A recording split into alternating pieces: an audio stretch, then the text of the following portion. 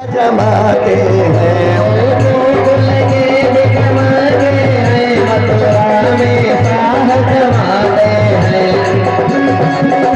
जमाते हैं। वो गोकुल के यादव हैं और मथुरा में साह जमाते हैं। छोटी छोटी सी लड़ाई में झगड़ा हो गई और हमारे पति को कृष्ण जी ने मार दिया। जरासंध क्रोधित हुआ, दिग दिगंत के समस्त नरेशों को रणपत्र का निमंत्रण पहुंचा दिया कि आप लोग हमारी मदद करें और हम मथुरा के ऊपर चढ़ाई करेंगे। बड़ी विशालकाय सेना बटोरा। महाभारत में 27 अक्षौणी सेना और जरासंध के पास में 23 अक्षौणी सेना। अकेले चारों तरफ से मथुरा नगरी को घेर लिए। तो उग्रसेन जी बोले कि बेटा ये लड़ाई हम लड़ेंगे। कहीं नहीं बेटे कन्हैया, मेरे गांव के ऊपर है लड़ाई, हम लड़ेंगे। तो कन्हैया ने कहा नाना आप नहीं जानते हैं, हमारी इनकी जन्म जन्मांतर की दुश्मनी है। जहां मैं पैदा होता हूं वहीं ये झगड़ा करने के लिए पहुंच जाते हैं। तो जदवंशियों को ना मारिए, मेरा काम ही है कि यदर अर्थो अवतारो यम भूभार हरनाई ये संरक्षणाय साधु नाम कृतो अन्य शाम बधाई चा। मैं साधु संतों की सेवा करता हूँ, दुष्टों का दमन करता हूँ। यदर्थ अवतारो यम, इसी कार्य के लिए मेरा अवतार होता है। मानस में लिखा है जब जब हो ये धर्म की हानि बाढ़ असुर अधम अभिमानी। जब जब हो ये धर्म की हानि बाढ़ असुर अधम अभिमानी। हो तब तब प्रभु धर विविध शरीरा हरहि कृपा निधि सजन तेरा।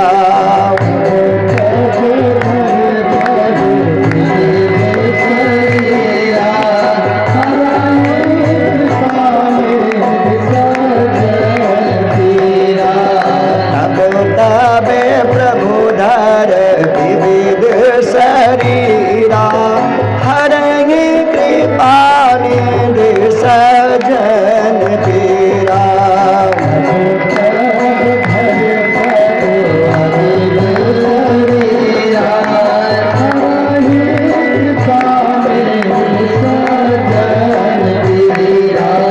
भगवान संत जनों की रक्षा करते हैं, अधर्म का नाश करते हैं। धर्म की संस्थापना के लिए हर युगों में भगवान का अवतार होता है।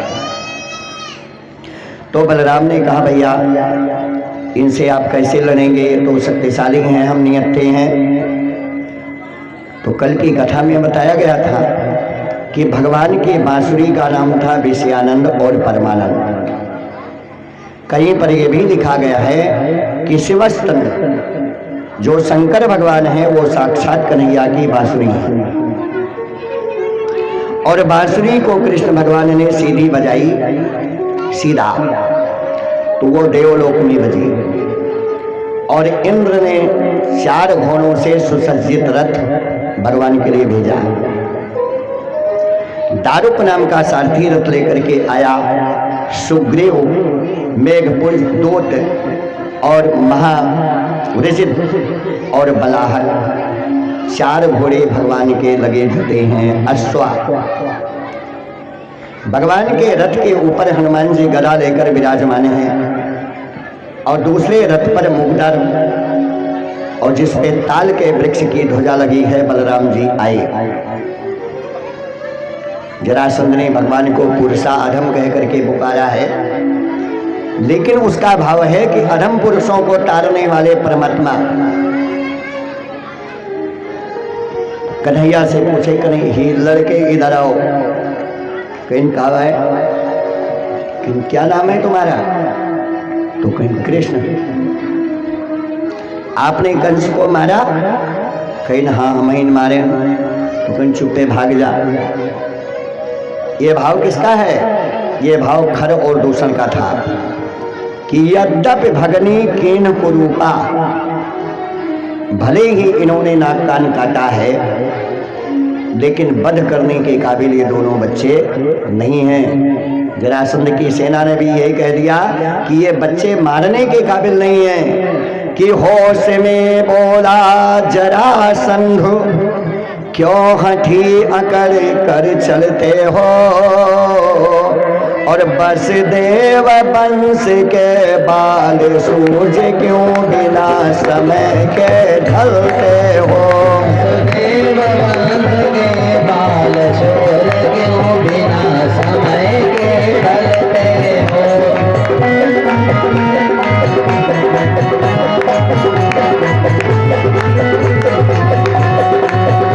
होश में बोला जरासंध, हटो भाग जाओ।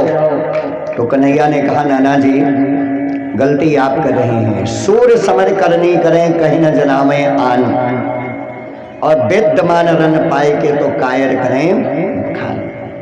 तो आप भगा रहे हैं, शत्रु का जोश में है। रणंजय जोधा संपरीक्षा और धनंजय हाटक संपरीक्षा। स्वागत है। अगर आप लड़ाई के लिए आए हैं तो अस्त्र का संधान कीजिए, पीछे क्यों भाग रहे हैं? बलराम कहीं काव करे कहीं ने इनका मारिया ना, हमारे हाथ से इनकी मृत्यु नहीं है, इनको मारेंगे।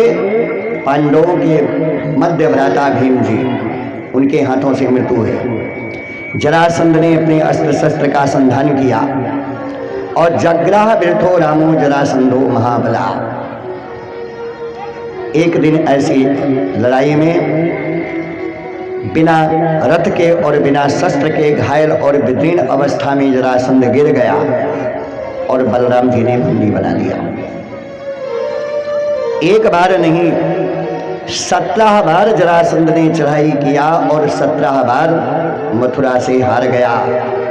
एवं सप्तदशः कृतो वस्तान में अक्षोण भी बलः, यो विधय मागधो राजन यद भी कृष्णे पालितो। कृष्ण और बलराम के द्वारा जदुवंशी सेना बरकरार रही। 18वीं बार जब ये मथुरा पर चढ़ाई करने का विचार बनाया तो बाबा नारद ने कालयवन को प्रेरित कर दिया। कालयवन कौन है? ठीक ठीक, माननीय गुरुदेव जी भी बीच में आ गए हैं, बड़े सौभाग्य की बात है। और आप सभी भक्तगण जो बारिश में कथा सुनने के लिए नहीं पहुंच पाए हैं, तो माननीय कृष्ण कुमार पांडे जी के अथक प्रयास से इन्होंने इस कथा को यूट्यूब चैनल चलाया है जिसका नाम है मन का उद्गार। गुरु जी की भी कथा है, कोयरीपुर में बोले हैं, और यहाँ की भी कथा है, और 2-4 इनके विचार भी अच्छे अच्छे हैं। तो अपने मोबाइल को खोल करके प्रेम से सब लोग घर में सुन लीजिएगा। बोलो वृंदावन बिहारी लाल की जय हो। 23 अक्षौणी सेना का फिर इकट्ठा करके, और कालयवन भी आया जो मलेक्ष है। कन्हैया ने कहा अब क्या होगा? तो कहीं 2 काम करे से, जहां लूट पड़े हुआ टूट पड़े। अब टाफी और बतासा जब फेंका जाए गिरहरे दौड़ पड़ी। तो भगवान की भाषा है कि जहां लूट पड़े तहां टूट पड़े, और जहां मार पड़े हुआ भाग पड़े। तो आज भगवान का एक नाम पड़ेगा, रणछोड़ बांके बिहारी। आज लड़ाई के मैदान से भागना है, और द्वारिका से भगवान भगे तो उसी गुजरात प्रांत में एक मंदिर है रणछोड़ बांके बिहारी। भगे भगवान, और पीछे से कालयवन इनको खदेड़ना शुरू किया। आगे आगे भगवान भागते हैं, पीछे कालयवन खदेड़ रहा है। कहाँ लेकर गए? धवलागिरी पहाड़ पर। समुद्र के भीतर एक नगरी भगवान ने बनवाया था। इति समुद्रे भगवान दुर्ग 12 योजनम। अंतः समुद्रम नगरम कृत स्नान अद्भुतम चीकरत। और उसी नगरी का नाम है द्वारिकापुरी। कि हम तो यक तेरा ही, भैया थोड़ी की आवाज बढ़ाए रहा, हम तो यक तेरा ही आधार लिए बैठे हैं, हम तो यक तेरा ही आधार लिए बैठे हैं, द्वारिका नाथ तेरा द्वार लिए बैठे हैं, द्वारिका नाथ तेरा द्वार लिए बैठे हैं, द्वारिका नाथ तेरा द्वार लिए बैठे हैं। हम तो एक तेरा ही आधार लिए बैठे हैं, हम तेरा ही आधार लिए बैठे हैं, द्वारिका नाथ तेरा द्वार लिए बैठे हैं, द्वारिका नाथ तेरा द्वार लिए बैठे हैं।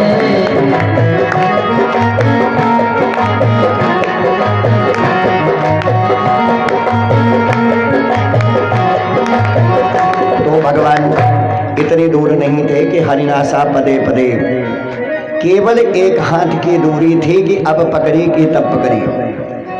धवलागिरी पहाड़ पर प्रवर्षण पहाड़, जहाँ पर भक्ति की बारिश या नित्य बारिश होती रहती है, उस कंदरा के भीतर मुचकुंद महाराज सोए हुए थे और अपना गमछा भगवान उनको दुशाला उड़ा दिए। कहीं महाराज सोवा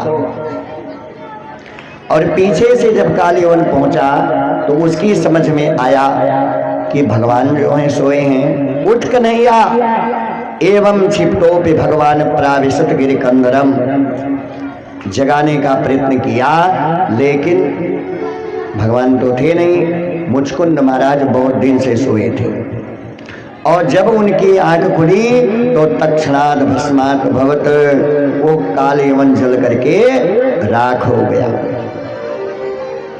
धुआं उठा। तो जरासंध उल्टा समझने लगा कि कृष्ण भगवान जल गए। और पर्वत के ऊपर भगवान पहुंचे तो दो पर्वत के वासी हैं, एक श्री कृष्ण भगवान और एक शंकर भगवान। पर्वत पे रहने वाले बाघंबरी ही हैं और पर्वत उठाने वाले पीतांबरी हैं। पर्वत पे रहने वाले बाघंबरी हैं, पर्वत उठाने वाले पीतांबरी हैं। पर्वत पे रहने वाले बाघंबरी हैं, पर्वत उठाने वाले पीतांबरी हैं। पर्वत पे रहने वाले पीतांबरी हैं, पर्वत उठाने वाले पीतांबरी हैं।